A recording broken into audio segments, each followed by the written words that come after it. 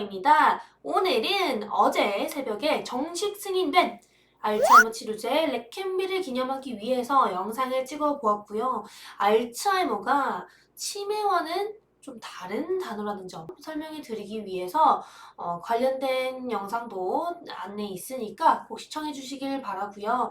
이제 레켐비가 정식 승인을 받은 최초의 알츠하이머 치료제가 되었고 정식 승인을 받은 날로부터 메디케어 보험 등재가 되었기 때문에 관련 기업들 지금 임상 3상을 하고 있는 도나네방 현황에 대해서 간단하게 또 설명을 드려보고자 합니다. 사실 정식 승인을 받은 알츠하이머 치료제는 처음이에요. 이제 작년인가 재작년에 아두카누맘이라는 알츠하이머 치료제, 똑같이 바이오젠이 개발했던 아두카누맘이 가속 승인을 받았으나 보험 등재도 안 됐고 정식 승인도 받지 못했었어요. 그렇다 보니까 시장이 개화한다라고 하기에는 부족함이 있었던 거죠. 왜냐면 알츠하이머를 모두 다 치료해주는 게 아니라 초기 환자를 대상으로 하는 점도 있고 거기에 연 약가가 3천만 원이라고 한다면 누가 도대체 그 약을 투여받겠어요? 거기에 이제 더불어서 아두카누맘은 이번에 정식 승인된 레켐비보다도 유효성이 떨어지고 부작용이 심했었습니다. 그렇기 때문에 이제 같은 아밀로이드 베타라는 곳을 타겟하더라도 약마다 세부적인 부분은 많이 다르고 유효성과 안정성에 있어서는 차이가 있다. 그래서 레켐비는 정식 승인을 받을 수 있었던 거다라고 봐주시면 될 것 같고요. 이번 정식 허가를 통해서 공보험인 메디케어 보험에 등재가 된 거예요. 이제 메디케어는 65세 이상의 사람들을 대상으로 하기 때문에 초기 알츠하이머 환자를 대상으로 정말 적합한 보험 등재였다라고 봐주시면 될 것 같고요. 어찌됐든 아두카누맘이 가속 승인은 받았었으나 그게 결국에는 알츠하이머 시장의 개화로 이루어지지 못했고 결국에는 이제서야 레켐비가 정식 승인이 되고 보험 등재가 되면서 다른 길을 걷게 되었다는 점 염두에 두시면 좋을 것 같고요. 약이 없는데 시장이 큰 분야에서 약이 나오게 될 때, 그리고 그 약이 잘 팔리게 될 때, 바이오가 호황기를 맞이하는 경우가 굉장히 많습니다. 지금 전체적으로 시장이 너무 안 좋고 뭐 새마을 공고 사건도 터지고 뭐 글로벌 금리 관련해서도 매파적인 발언들만 나오면서 제바가 안 좋죠. 하지만 결과적으로 약이 없는 분야에서 약이 나오게 되면 그래도 긍정적인 요소들이 나오게 되기 때문에 이번 이벤트는 그래도 볼만한 이벤트였고 큰 이슈였다라고 생각을 해주시면 될 것 같습니다.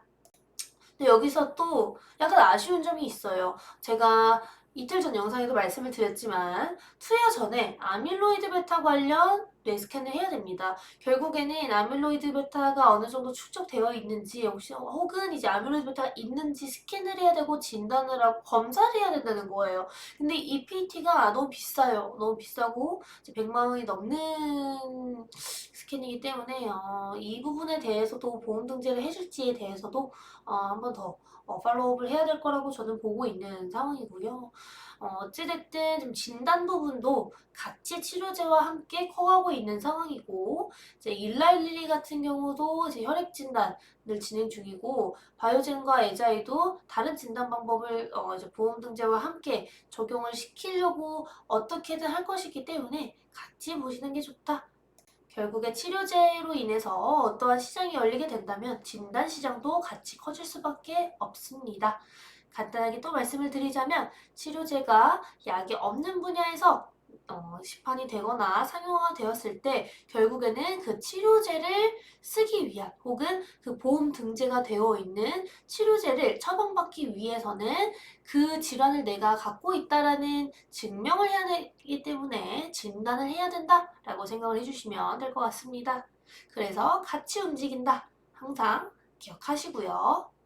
어찌됐든 미국 FDA가 에자이와 바이오젠의 알츠하이머 치료제를 정식 승인해줬고 정식 승인과 보험 등재를 해준 최초의 알츠하이머 치료제다. 다시 한번 말씀드릴게요. 정말 큰 이슈예요. 정말 큰 이슈고 메디케어와 메디케이드 서비스 센터가 아밀로이드 베타 타겟의 알츠하이머 치료제가 정식 승인을 받게 되면 가속 승인이 아니라 정식 승인을 받게 되면 보험 등재를 해줄게 라고 언급했었던 게 있었기 때문에 이제 7월 6일부로 이제 메디케어 적용이 되었다라고 생각을 해주시면 될 것 같고요.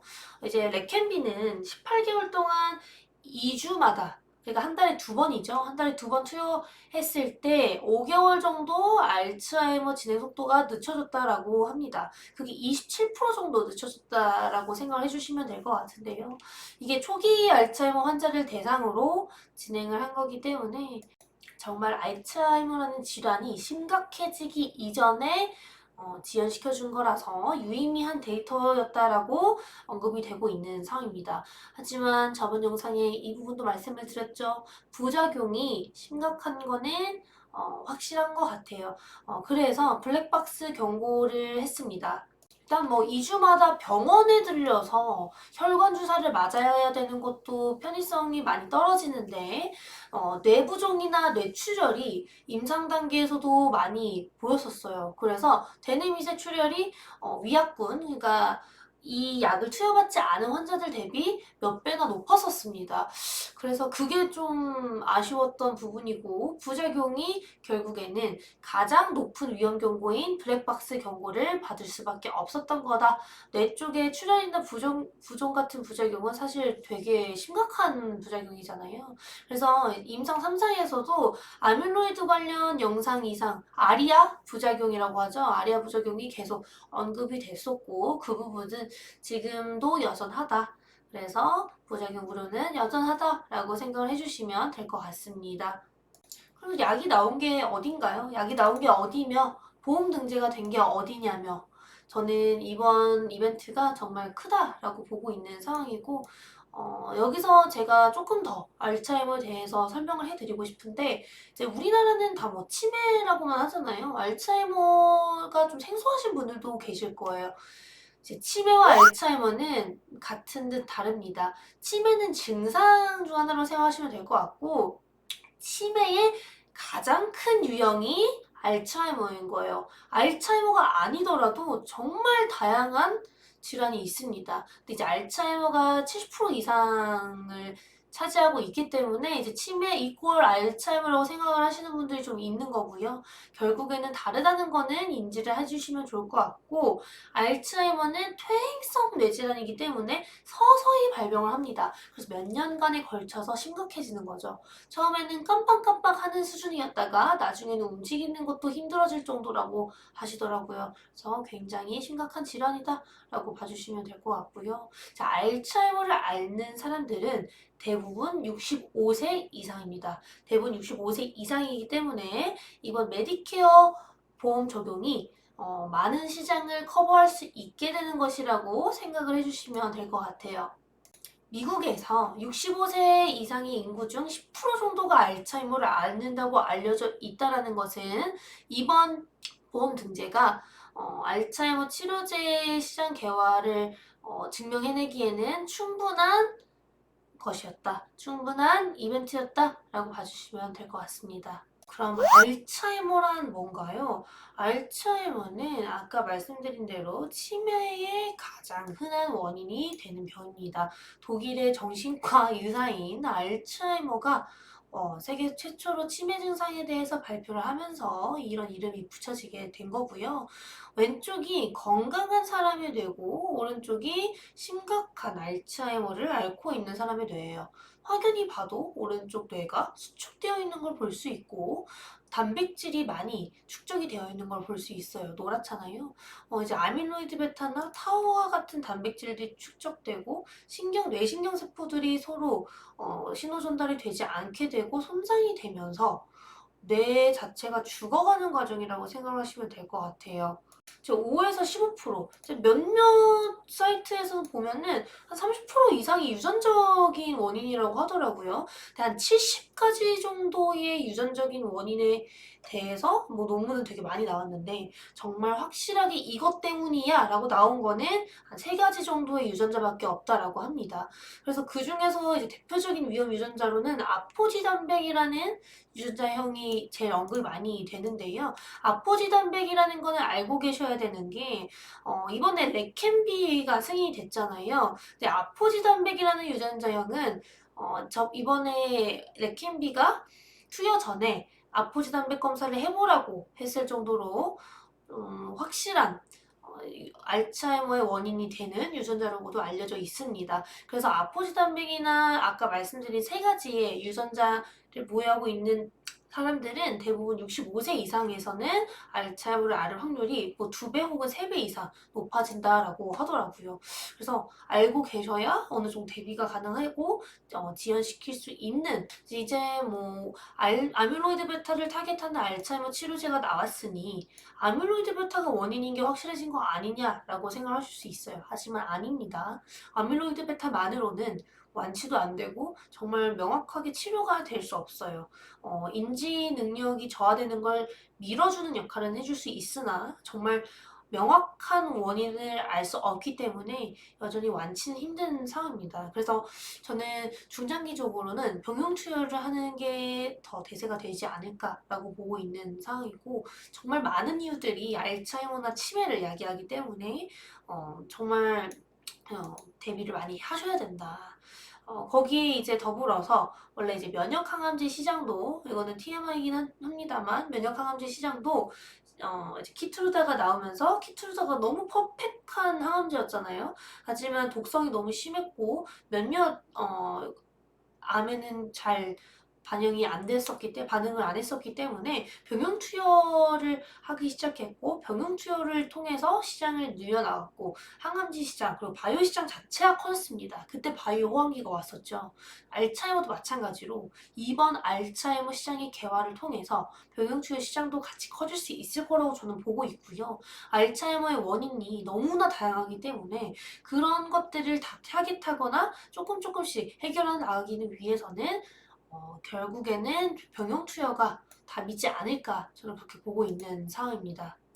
레캔비가 정식 승인이 되면서 후발주자들에 대해서도 좀 궁금하실 것 같아서 간단하게 설명을 드려보고자 하는데요. 일단 지금 알츠하이머 치료제 현황은 후기인 상단계를 기준으로 3상은 9건, 2상은 140건 정도 진행 중이라고 하더라고요. 그런데 지금 레캔비라는 알츠하이머 치료제가 정식 승인이 된 거잖아요. 그러면 지금 임상이 끝나지 않은 약들의 경우에는 임상 모집이 상대적으로 어려워질 수 있습니다. 왜냐? 나는 더 좋은 선택지가 생겼기 때문이야. 라고 말을 할 수가 있어요. 이제 알츠하이머라는 질환이 어느 정도 심각한 질환이다 보니 선택지가 생기게 된다면 굳이 임상에 참여할 필요성이 낮아지게 되는 것이고요. 거기에 더불어서 65세 이상의 사람에게는 보험 등재가 되기 때문에, 보험 적용이 되기 때문에 임상 모집에 있어서 어려움이 생길 회사들이 꽤나 많겠구나 라고 생각이 됩니다. 이제 알츠하이머 치료제가 다 레캔비와 비슷하게 아밀로이드 베타 타깃이 아니기는 합니다. 그래서 그렇지 않은 회사들은 타깃이 없을 거라고 자기가 주장을 할 수는 있어요. 하지만 결과적으로 아밀로이드 베타 타겟의 알츠하이머 치료제가 유효성을 입증했고, 이미 임상이 끝난 회사들이 아닌 경우에는 타격이 좀 있을 수 있겠구나, 이렇게 보고 있습니다. 되려 레캔비를 투여한 이후에 효과가 있느냐, 그러니까 2차 치료제로의 가능성을 노리는 게 더 가능할 수도 있을 거라고 보고 있는 상황이고요. 약이 없는 분야에서 첫 신약이 나오는 것과 이제 first in class와 그렇지 않은 거는 차이가 큽니다. 그렇기 때문에 그 다음부터는 승인율이 확연히 떨어질 수밖에 없다는 점, 그래서 레캔비가 독보적인 1위를 할 수밖에 없지 않을까라고 저는 생각을 하고 있고요. 2028년 기준으로 했을 때 알츠하이머 치료제 예상 매출액은 17조 원이라고 합니다. 지금 임상 진행 중인 파이프라인들 대상으로 했을 때 17조 원인 거예요. 이벨리에이트 파마가 17조 원으로 측정을 한 거고 사실 알츠하이머 시장 자체는 엄청나게 크기 때문에 지금은 초기 환자를 대상으로만 승인을 받아서 이 정도지만 중증 환자를 대상으로도 이제 적응증이 확장되거나 다른 약물들이 나올 경우 훨씬 더 커질 수 있겠다라고 저는 보고 있는 상황이고 지금 나온 약들, 상용화된 약들 중에 연평균 성장률 66%인 약이 거의 없습니다. 그만큼 정말 거대한 시장에 좋은 약이 나왔다라고 봐주시면 될 것 같고요. 이제 시장이 개화되었다는 것도 항상 알고 계시면 좋을 것 같고 그렇기 때문에 관련된 기업들은 계속 팔로우를 해야 되고 이벤트도 알고 계시면 좋습니다. 이제 알츠하이머 치료제 시장 자체가 너무나 크고 빠르게 성장할 거라는 것은 다들 아실 텐데요. 그 중에서도 퍼스트 인 클래스인 레켄비가 연평균 성장률이 가장 높을 것이라고 예상이 되고 있는 상황이고 매출액도 2028년 기준 1위 를 예상하고 있습니다. 뭐 28년이 아니라 27년, 26년 다 1위를 예상하고 있는데요. 28년까지도 혹은 30년까지도 매출액 1위가 예상되는 만큼 정말 엄청난 약물이 될 수도 있겠다. 블록버스터급 의약품이라고 평가를 받고 있다라고 생각하시면 될 것 같습니다. 이제 1위를 예상한다라고 했을 때 어느 정도 나올까요? 8조 원 정도는 그래도 가능하지 않을까라고 얘기가 나오고 있는 상황이고요. 이제 그 다음에 2위를 할 수 있을 거라고 기대가 되는 약물은 일라이릴리의 도나네맘입니다. 도나네맘은 이번 달에 정식 승인 신청을 할 거고 연말이나 내년 상반기에 정식 승인을 예상하고 있는 상황이고요. 이제 도나네맘이 레켄비와 동일하게 아밀로이드 베타를 타겟하는 항체 의약품이기는 하지만 레켄비와 약간은 다릅니다. 완전히 똑같은 약물이라면 당연히 승인이 어렵겠죠. 이미 약이 있으니까 뭐 굳이 나을 필요가 없잖아요. 근데 이제 레켐비와 도나네맘은 타겟하는 단백질이 달라요. 같은 아밀로이드 베타지만 그 안에서도 타겟하는 단백질이 다르기 때문에 임상 3상 결과도 좀 다르게 나왔었습니다. 도나네맘이 사실 안정성에서는 더 높게 나오고 있어요. 그래서 이제 도나네맘의 승인 가능성이 높다라고 평가를 받고 있는 부분인 거고요. 조금 특별한 기업 중 하나는 임상 3상을 진행 중인 아나벡스라는 회사예요. 작년 알츠하이머 학회에서 아나벡스도 관심을 정말 많이 받았는데요. 아나벡스는 아밀로이드 베타는 아니지만 아세티콜린 수용체 조절제를 개발 중이고 시그마1 수용체 아고니스트를 개발 중인 기업입니다. 자, 아세틸콜린 수용체 조절제 안에 있는 시그마1 수용체 아고니스트를 개발 중인 기업인데요. 이제 아세틸콜린이 기억이나 학습 혹은 이제 집중에 도움을 주는 신경 전달 물질이에요. 그래서 알츠하이머 환자들에게는 아세틸콜린의 수치가 낮게 나타나게 됩니다.